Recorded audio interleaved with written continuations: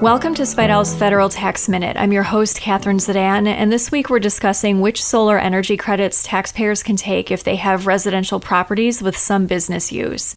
We have a 1-hour webinar on solar energy credits on July 14th that will cover the difference between the residential and non-residential solar energy credits, credit reporting, recapture issues, and more. For more information and to register, go to spidell.com and click Webinars. We've been getting questions from practitioners asking which solar credits their clients may qualify for if they have residential properties with some business use. We'll discuss the business use limitation and the residential and business credit amounts generally. Taxpayers who use more than 20% of their home for business purposes should be aware that this will limit their residential clean energy credit, also known as the residential solar credit. If a taxpayer uses more than 20% of their home for business, they have to allocate the solar costs between business and non-business use. This means both solar credits come into play. The costs allocated to non-business use are eligible for the residential clean energy credit under IRC Section 25 Cap D, and the costs allocated to business use are eligible for the energy investment tax credit under IRC Section 48. Because there are fewer limitations on the residential credit than the business credit, it may be to the taxpayer's advantage for purposes of claiming the solar credit to keep the business use of the home to 20% or less. This is something to consider when clients claim a home office deduction. It's also important to keep in mind when a taxpayer is renting out a room or rooms via an online rental platform like Airbnb. The amount of the residential clean energy credit for property placed in service between January 1st, 2022 and December 31st, 2032 is 30% of qualified expenses.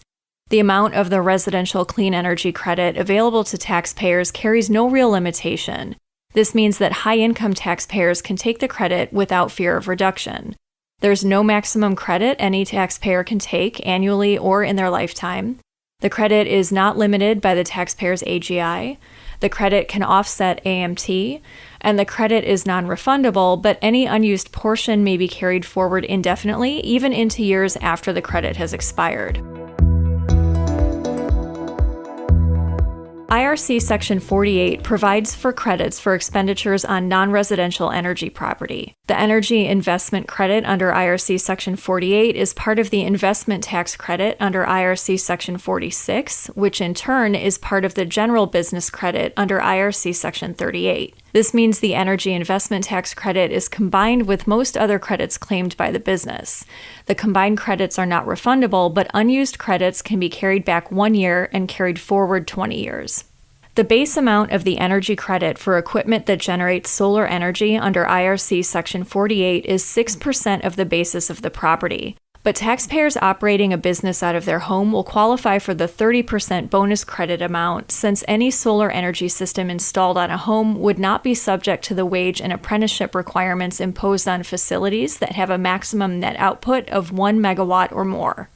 The credit is subject to recapture if the solar energy property is disposed of or otherwise ceases to qualify within 5 years from the date the property is placed in service.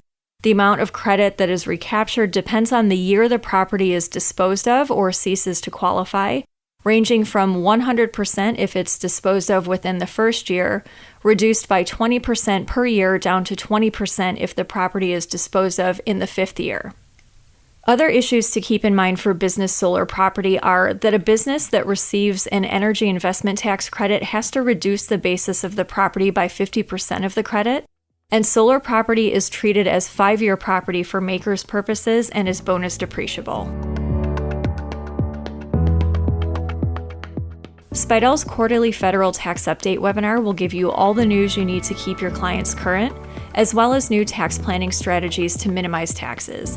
You can sign up for 1 year of live updates or a single session at spidell.com under webinars. That's all for this week. Join us next time for another episode of Spidell's Federal Tax Minute.